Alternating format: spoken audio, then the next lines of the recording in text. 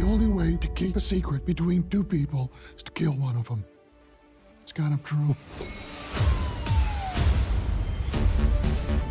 The state of Utah has long been the home of the Mormons. I love the gospel with all my heart. They are driven by history, and they want to preserve documents. Mark Hoffman found document after document. First edition's History Americana, worth $1.5 million. He was a rock star.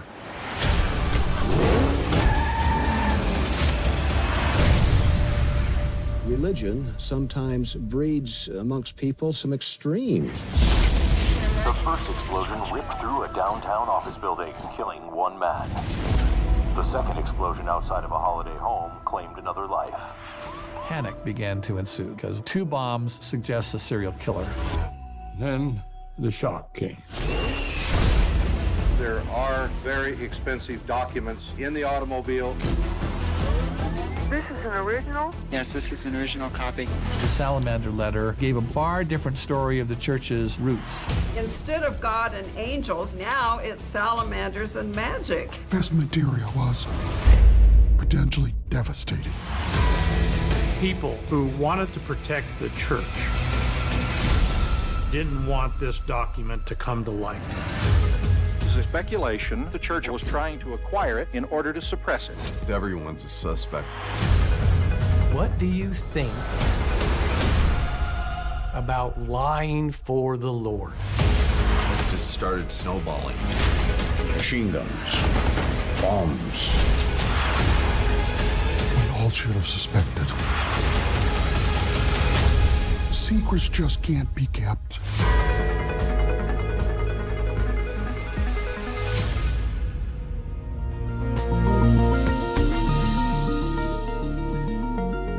Hello, and welcome to the Cinemondo podcast with Kathy, Mark, and Burke, talking about movies, horror, sci-fi, unusual, unknown, forgotten, underappreciated, documentary, always interesting. So once again, we're going to talk about crime, right? True crime all the time. I'd be totally happy with that. True crime. True crime. It can kind of weigh on you if you watch too much of it, though. I have to warn you. If you get like binging on this stuff and you start watching these things, it's like for some reason it just puts me in a dark place. Well, I like that place. Before we go to that dark place, don't forget to subscribe, like, and comment on our YouTube channel. So that button. Everybody always points down like that when they do that. Because the subscribe button is down there somewhere. It's right there. Yeah, definitely subscribe because you want to make sure you get every single video that we put out. And there's going to be a ton of fun stuff.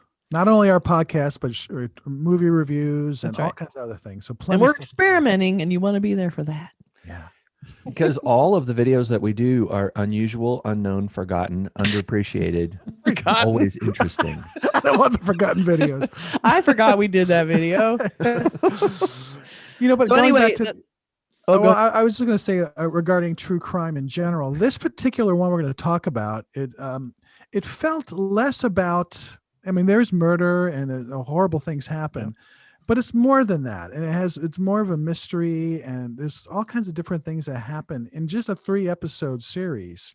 Yeah. That I found it really compelling in that way, especially I didn't know anything about this at all. This was totally like out of left field. I never knew it happened back in the mid 80s. I completely never read about it.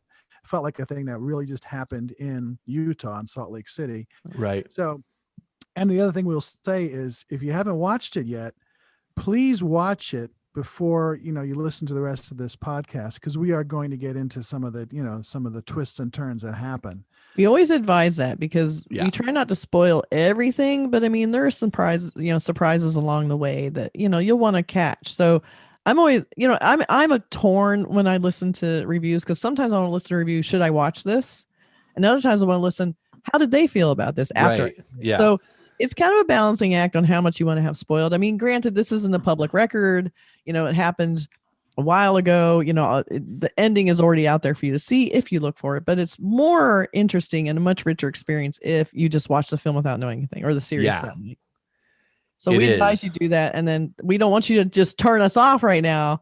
But, but I tend to prefer the latter thing you were talking about, where it's, as opposed to watching a review to tell me whether or not I should watch something, I prefer to just sort of look at the thing itself and decide, you know what I mean? Like, this is something I'm going to like or not, or watch the first few minutes of it or something, or read like blurbs about it or something, little things, headlines and things. But then after I watch it, that's when I go looking for reviews and articles about a movie. That's what I do too. So, and if I feel, it's nice to know you're getting a spoiler warning. Like, I'll listen to reviews, and if they say they're really going to spoil something, I will turn it off.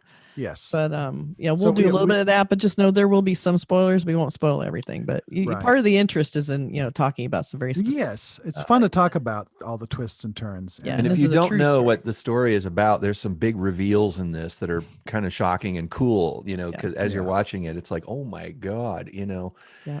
And there's, always the case with true crime stories. I think with the best of them, is that as you're watching it, it seems like one thing. And as with, if anybody here is, anybody listening has done jury duty, this to be true, that with real crimes, they're messy. They're not as clean and tidy as they are on Law and Order or, Murder, She Wrote.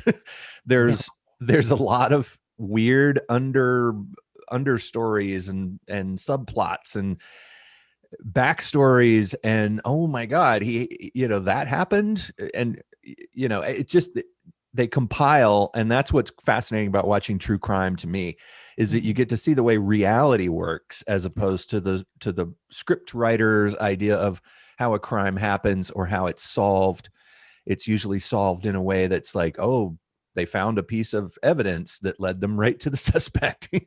Yeah. But in a lot of the true I watch crimes, a lot of true crime, and mostly what I find out is it's a lot dumber, more direct, and sadder. Yeah. Than any TV show. So it's usually like really obvious or just really stupid and like useless and pointless.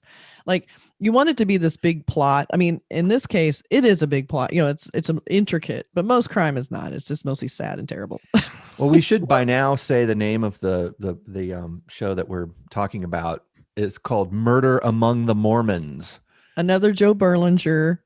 He produced this. Right. Yeah. It's directed by Jared Hess and Tyler Measom. Jared Hess, you might be familiar with. He directed that big hit Napoleon Dynamite, Nacho Libre, and some other films. So this is his first foray, as far as I know, getting into a documentary series. And he himself is a Mormon, and so he grew up in Utah, and so very familiar with the case. Obviously, something that was very, important for him. So he made a film, and quite gripping. Yeah, and I want to say Joe Berlinger again. Anytime I see his name on something, I want to watch it because I know it's gonna be good. Granted, he's a friend of ours, and if you're interested in Joe Berlinger, he also directed Paradise Lost. You can check out our interview. It's on our channel also. And we have 2 interviews. One is on our podcast and one is on our YouTube channel. One is about Ted Bundy, the documentary and the movie, if you guys are interested in that. And then we talked to Joe about vanishing at the Cecil Hotel. And now he's producing this. The man can't stop working. I know. Yeah. And, but this is a 3-part documentary, and it is about 2 murders that happened in 1985 in Salt Lake City, which is sort of it is the ground zero for the LDS, the Mormon Church. I mean, if you've ever been to Salt Lake City, the Temple Square is the main square, and it's this huge church, and it's obviously a big part of Utah life. But there were 2 bombings that happened within a few hours of each other one morning back then, and it shocked the town. Because there were such violent crimes. Somebody picks up this package in front of their office, and the bomb goes off. It was kind of Unabomber-esque. Like, they were packages that were delivered to these locations, and then just some hapless person who happens to pick it up would be the one getting hit by it. Right. And fortunately, not fortunately, it hit his intended target one time and not the intended target the second time.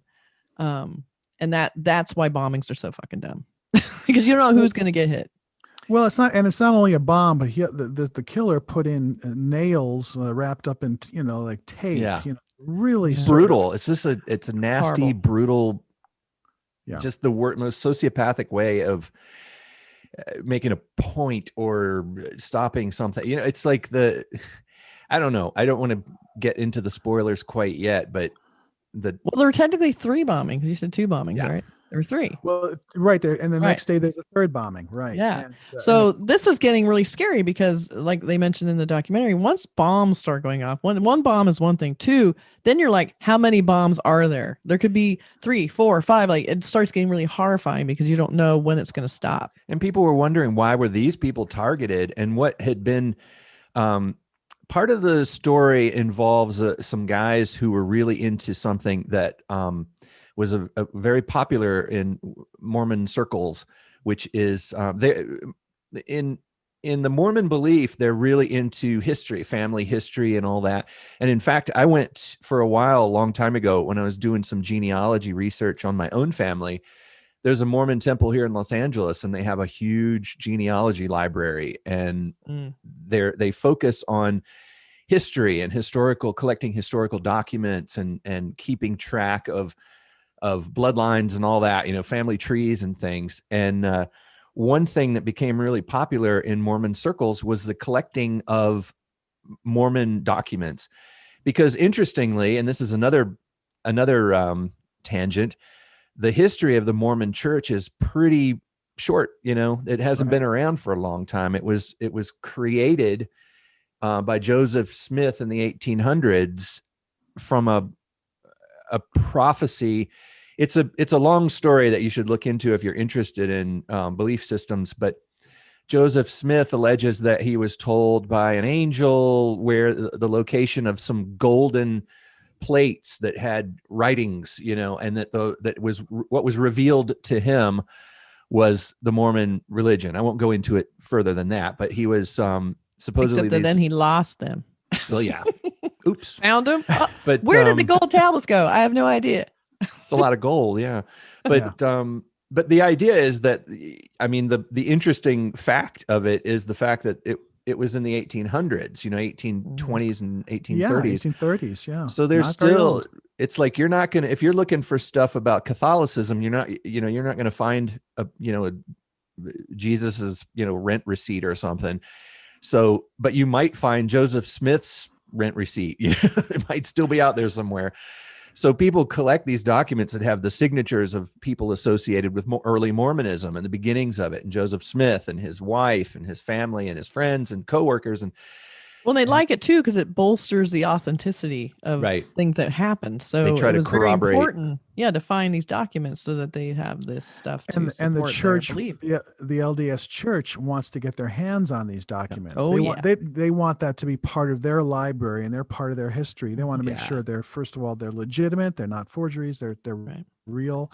And so they're very interested. Anything comes up, a letter written by, whomever from 1835, they want to see it. Yeah. Yeah, and they'll pay or they'll get it. So it can be a big business, like finding these documents. Yeah. And also kind of an obsession with people because, when you collect things, you get into it. There's some people that really get deep into it and they go down a rabbit hole, and it becomes a thing that involves a lot of money and a lot of deals, and a lot of deals go sour. And, these bombings happened among this group of people who were really into trading and buying and selling and locating and assessing and grading these documents. It's like comic book collectors, that have to get, number 32 in perfect condition. And if this one is in a little slightly better condition, they're dealing and they're messing with their prices and they're haggling. Well, there's only one.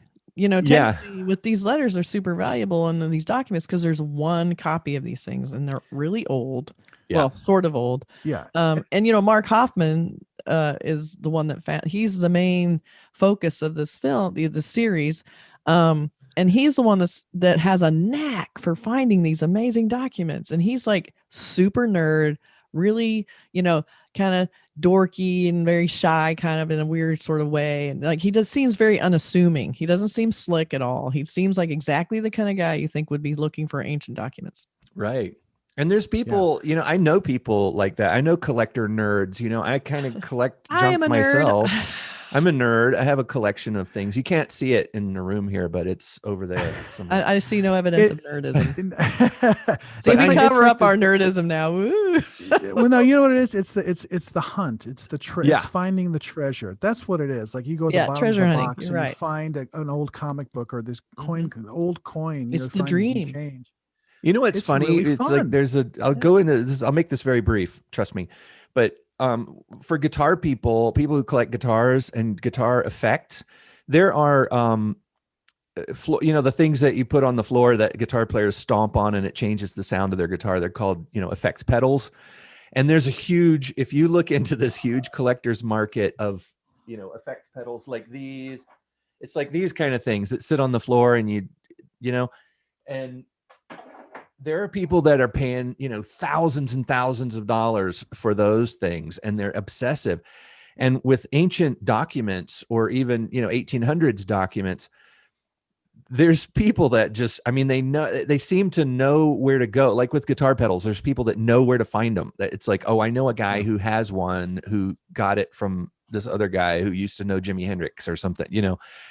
But with these documents, there's some people who just seem to have a nose for it, and they go into those old antique bookstores in big cities and they root through these old books and they find things in there. And it's kind of weird. I remember, you know, when I first started watching this movie, there was this one guy in the film, Mark Hoffman. He seemed like one of those guys. And at first I was like, I know these kind of people. Yeah. They're really good at finding things. They know, they kind of have a sense of it, you know? Yeah. They know what to look for, and if you're a good collector, you can go to anything, whether it's books or China or something else. You go, oh, that's something. So you go to an old bookstore. He would go to New York City to the Argosy bookstore. I've been to that bookstore. Yeah, it's a great classic old, and you can go through, look at thousands of books, and go, that is a book that's worth buying because it has some value to it.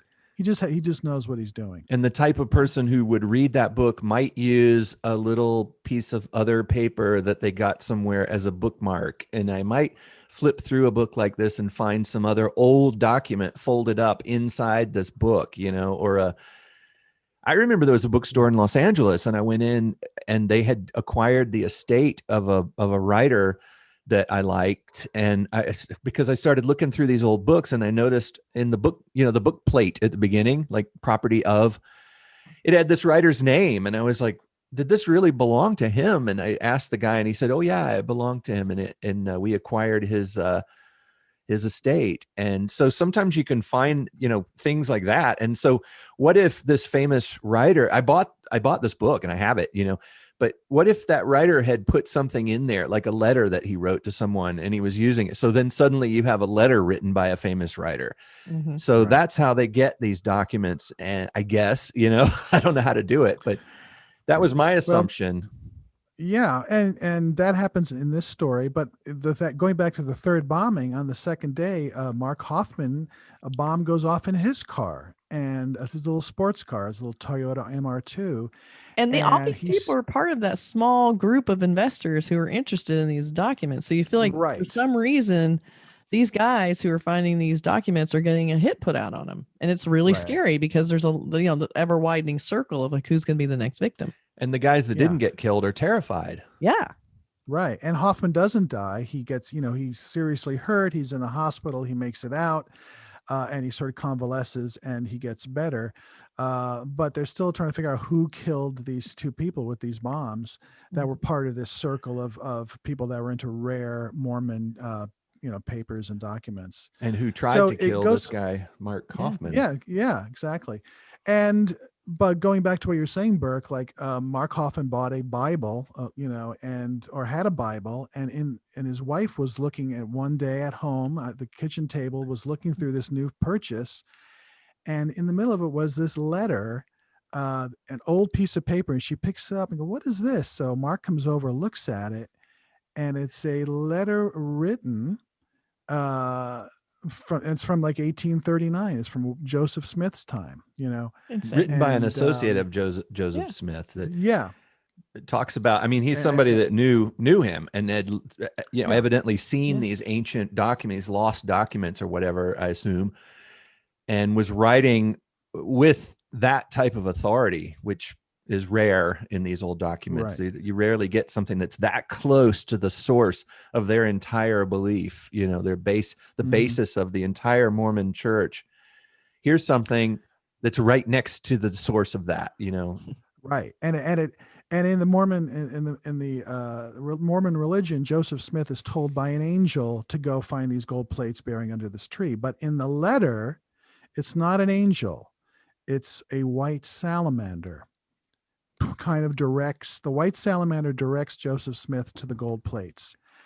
And that is something that in the LDS church, it's quite like, it's one of those, your eyes raised. Yeah. It's like, really, a white salamander? All of a sudden we're in this world of, little animals doing stuff. It's not quite the same as an angel. And it's refuting in a way the story that was really originally laid out. So everybody's like, now wait, who do we believe now? What's going on here? And so, you start casting doubt on the very basis of, a lot of people's beliefs. Then where does that begin and end? It's a very huge deal finding this. You start undermining something that fundamental to their belief system. It's like, I think somebody in the film makes a comparison. They're like, it would be like if somebody found some of the original writing from the Bible and it completely rewrote something in there, like Jesus wasn't crucified, he drowned in, when he was trying to walk on the water, he fell in and drowned, and it would be like water and fell in. What? People would be like, wait a minute, what about the whole crucifixion? What about this cross I wear around my neck? What does it all mean now? It destroys the religion in a sense. Yeah. I mean, it really sort of like, this is our beliefs. We build all these churches and it's all of a sudden it's not the same thing. So it's scandalous. So they had to figure out, is this a legitimate letter? And now all of a sudden people are dying. So you're like, well, is it the church that's trying to silence, and silence some of these people and protect itself? I mean, that's sort of what's the paranoia that starts bubbling up. That was my assumption when I heard about this story years ago. It was like, oh, the church is trying to keep these people quiet who found a document that disproves or discredits some aspect of their belief. Mm-hmm. Right. But that's not what the film is about. But no, it's not. But I think that letter, I don't know if it went to somebody to verify it, and it came back as a genuine letter. FBI. The FBI actually checked it and said it's legit. And everybody was like, what? So that was not good because nobody wanted that to be legit. And Mark Hoffman had a knack of getting other things that were considered legit. I mean, like some amazing pieces of, some amazing documents, not only Mormon stuff, but other stuff, Yeah. And it's like, this is all legitimate stuff. How is he finding all this stuff, this valuable pieces of paper? What was cool too is that, granted, this is originally it centers around 2 murders and an attempted murder, technically. That's how it's selling itself. But really the whole background on this document, like underground of these people who look for these things and the historical obsessives that try and find these pieces of paper that are valuable, that in and of itself was fascinating. Yeah. I thought that was almost the most interesting part. Well, the first guy that's interviewed is like this big guy with his hair. I forgot his name, but I said, I know this guy with hair. And I crazy looking. I said, I know this guy. And then they put up his name, and he's a rare book collector from Salt Lake. He's on Antiques Roadshow. He's the guy that does Roadshow. I go, that's where he's from. Yeah. So, so he knows all about rare books and all that kind of thing. And he happens to be, it's so based interesting. out of Salt Lake City. Especially now this digital age. It is more valuable now to me. It's crazy. It is interesting. But one of the things when the film for me started to go a little bit bizarre, when things go bizarre, is when he found he was just rooting around in a bookstore in New York, and he bought a book and he opened up this old book, and he was like, oh, look at this little slip of paper I found in this book. And he reads it, and he happens to recognize what it is instead of just tossing it in the trash or something. And it turns out to be the first piece of printed material that was ever printed in the New World, and it's sort of a legendary thing that was printed on the first printing press, and and it's called The Oath of a Freeman. And right. It's just a little prayer kind of a thing. And it's like one sheet, like a little decorative, like a little piece of something. And it's, looks like that. There's our very high-tech visual aids. Yeah. And it's very small, it's like maybe what it was like 3 by 5, 3 by 6 or something like that, And he just happened to found it. He just happens to find it in the bookstore. And he tells the bookstore owner, it's like, oh, the book that I want to buy also has this little slip of old paper in it. What do you want to charge me for that? And I don't know what happened, but he made it known that he found this in the book. And he's like, does this come with the book? And, and I remember thinking, this is a little weird now, this one guy happens to find all of these. Finds a lot of slips of paper that are worth hundreds of thousands of dollars. And this one was valued at $1.5 million, and it went to the FBI, and it was also came back as 100% genuine. Like it was. I gotta say, the FBI came off looking really bad in this. Well, yeah, we're getting into we'd have to say, we're getting into the spoiler zone here, but it's. What's happening? I mean, should we reveal it right now? Sure. Is that this guy was, and in retrospect, you look at this documentary and you're like, well, duh. It all seemed really obvious from the second it started that this was about one big fucking. But that's why it's so brilliant, because all the people that were friends of his totally believed him. Yeah.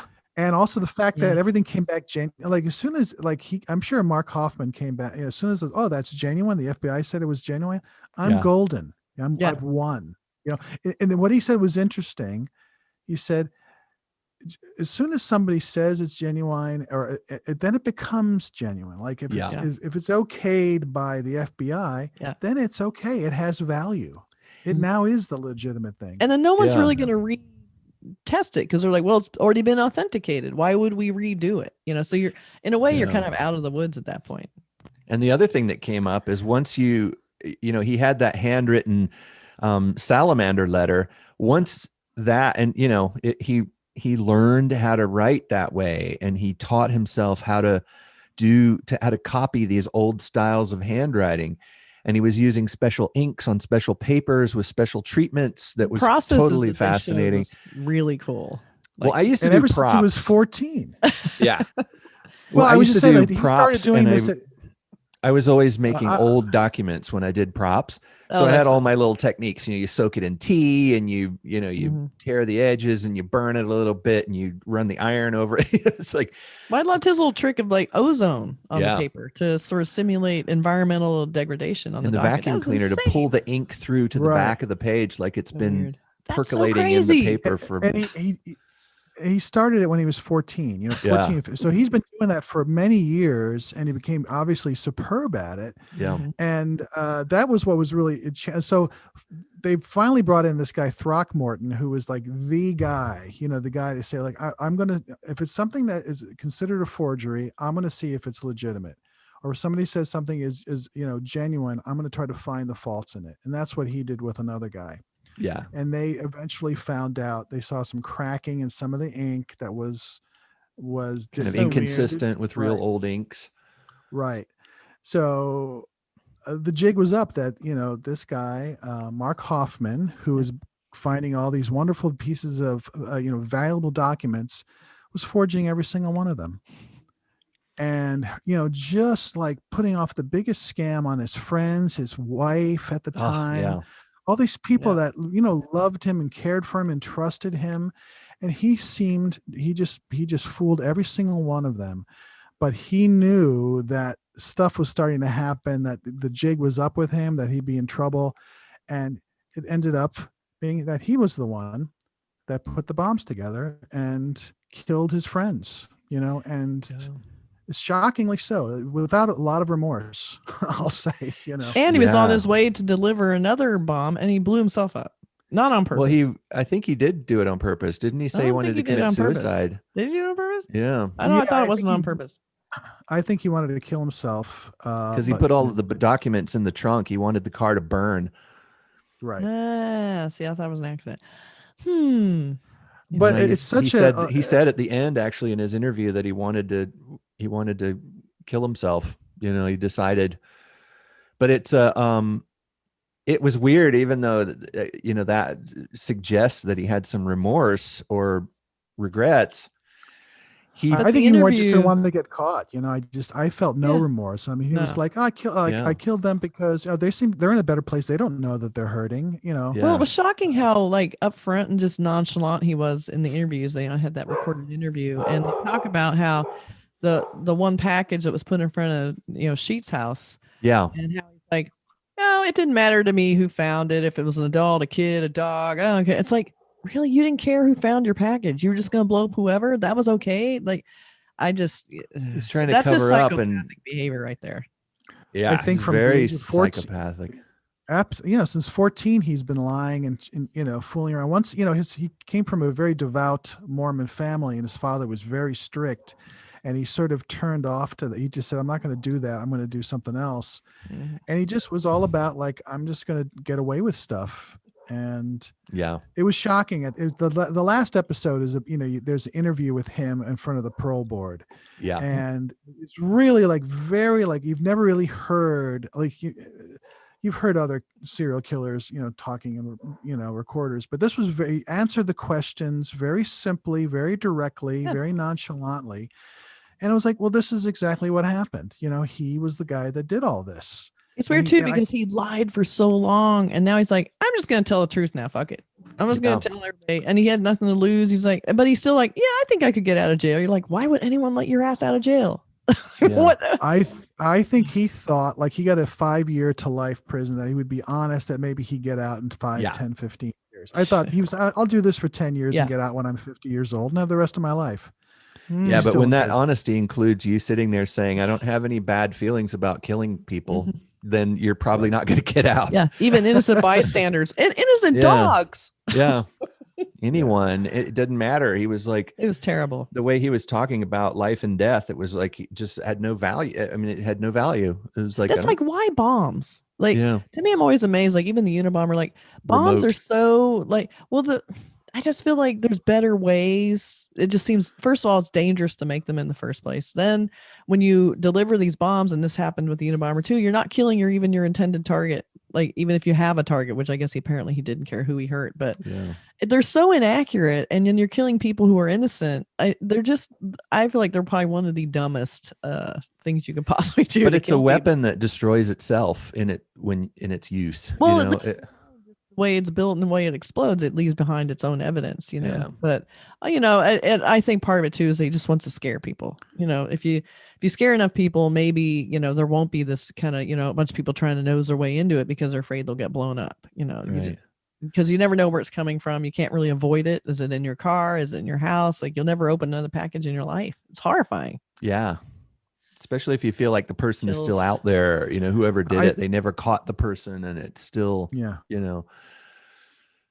it's a creepy concept. The last episode. Yeah, it is. And I just find that I felt bad at the end when you're talking to his friends and just how hurt. I mean, not only hurt, they were just shattered. Yeah. Because they fought for this guy. They believed in him. And his, like I said, his wife and his like 3 friends. It was just like that's the sad part, Kathy, about how like these things are sad. That's the sad part. Like, this guy just sort of did what he did. He didn't care that he killed people. And he's just still probably doesn't care. He's in prison, who knows? And he doesn't have that. He just doesn't have that empathy, and he seems to not understand why it's wrong. Follow him and love him. Yeah. I think he thought, getting to the end result was all he really needed. He didn't really care how he got there, as long as he was still lining his pockets. That's classic grifter behavior. It's like he just kept kind of adapting to the grift, and then finally it was like, oh, I'm not gonna be able to continue this because now people are getting wise to me, so I got to take some drastic measures. And he did, and here we are. One thing he said that was kind of interesting was like he had this personal philosophy or something, and one thing he said was that he said, well, I felt that, I was in trouble and I needed to protect myself. And I felt like that made it okay to kill people. It was acceptable behavior to kill people in order to protect myself. That, that makes sense, It was strange to hear that interview. It's always strange to hear people admitting to these horrible things that they've done. And we've seen that in so many true crime documentaries and read it in so many true crime books, but to hear the voice of a person who doesn't have that part of their brain, it's just something is missing from their brain, because most people, obviously, thankfully, most people have a value for life. They value life, and I don't even want to hurt somebody. I don't even want somebody to slip on my sidewalk. So I make sure there's no rocks out there. I don't even want to hurt a spider that's in my house. I want to move it to a safer place in case I accidentally step on it. We take bugs outside the house all the time. Fortunately, most people aren't like this. Yeah, they're not. Right.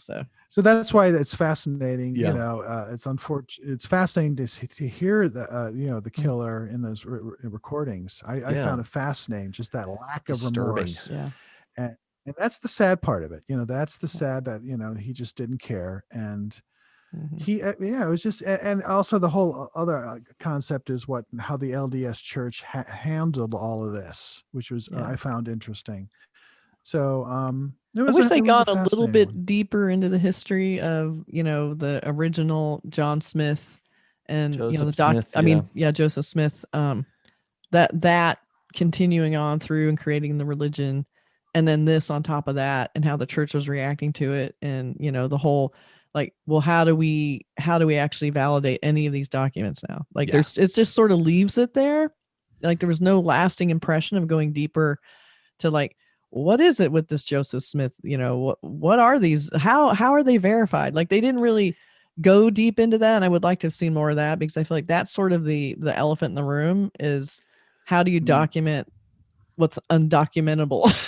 Right. And we have a guy who's already shown it's possible. So, I don't know. When you go back to the source, even what's real and what isn't, what was fabricated and created, that's the problem with a lot of ancient belief systems and ancient history, even, that's why history is so complicated for historians. They have to find corroborating things. They have to find documents that the dates link up. And then they're like, okay, we can kind of believe that now. Right. Because the rule of this, king happened at the same time in this document and this one. So it's probably accurate.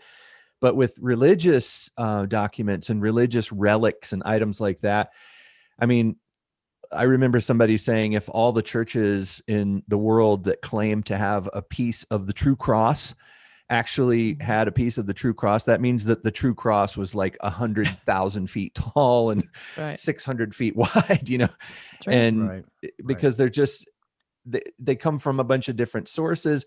And like the guy in the film says, if somebody lives their whole life and grows up and they have children, and the children grow up with that belief that this little piece of wood is a piece of the real cross, then in a weird way, it is true for them, Hard to let go of it. Yeah. Who's going to do that? So that was the only thing. I would really like to have seen it go into that, but there was a little bit of, tiptoeing around on that concept, considering what the film's about. But overall, I thought the film was pretty fascinating. Not only, the lengths people will go to cover up their grift, but just the crime itself, the whole, how they forged these documents, how it was done, how he was able to sell them to people, how people perpetuated the selling, because once they invested in it, it did not help them to then cast out on the document they just paid thousands of dollars for. Yes, so exactly. There was sort of a protection aspect to the grifts, which made it almost the perfect crime. And also, another part of the film goes into the fact that salamander letter was written by, forged by him in his forgery handwriting, and it was verified. And therefore, any further documents that he discovers that are written in that same handwriting, a handwriting expert would, this one's verified, and this is the one he just found, and the handwriting is an exact match, so he's got the standard by which his own forgery, he created the standard by which his own forgeries are being judged, which is crazy. Interesting, Yeah. So just a fascinating documentary. Yeah. And two more things. He also passed every polygraph. Yeah. And he's a psychopath. Yeah. And, it's a Ponzi scheme. The Ponzi scheme sooner or later is going to fall apart. And that's what happened. And that's what led to the murders, Yeah.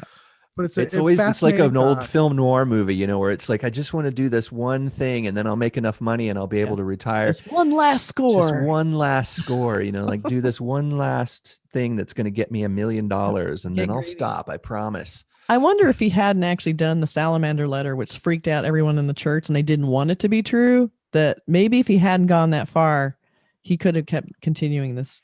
If he just forged these really mundane documents that weren't so earth-shaking and groundbreaking. But he got addicted, I think, to the thrill. Because he's creating his own mythology. He's basically creating his own sort of religion, anti-religion, concept. So I think he just got addicted to it. Yeah. But fascinating stuff. It's a very interesting documentary series. It's a 3-parter, and it doesn't take you long if you want to binge on it. No, it's fast. And it's got a lot of things to think about, in terms of what's real and what's not real, and how a certain kind of person justifies their horrible actions. That to me that goes into a dark place, when you think about these. There's people out there, who think like that. Yeah. Murder Among the Mormons. Yep, on Netflix from Jared Hess, and it's really worth seeing. So we all enjoyed it. And a little input from our pal Joe Berlinger, who always makes good things. He his name designates quality. Yeah, it elevates. We're not biased at all. No, but it was good. So, very good. It was very good. So true crime, you gotta watch it. Yeah, and you got to subscribe to us too. Yeah, subscribe to us and watch this. Yes, because we're good. Yeah, and like and comment and all that good stuff. But it was another good true crime doc. I really enjoyed this one.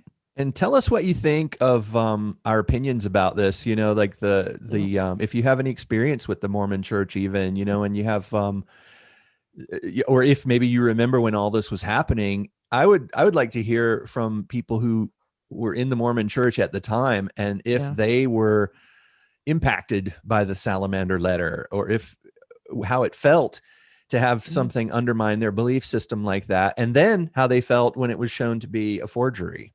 Right. What? Yeah, would be how many levels of strange thoughts go through your mind when something like that happens to something so fundamental as your religious beliefs. That's right. So let us know in the comments if you have any experience like that, or start a discussion. Yeah, we'd like to hear it. Absolutely. All right. Well, thanks. It was fun. Thanks for joining us. It was fun. Yep. Look for us on all our social media. We're everywhere. Yeah. Facebook, Instagram, Twitter. We're taking over the world. Look out. All right. See you later. All right. Thanks for joining us.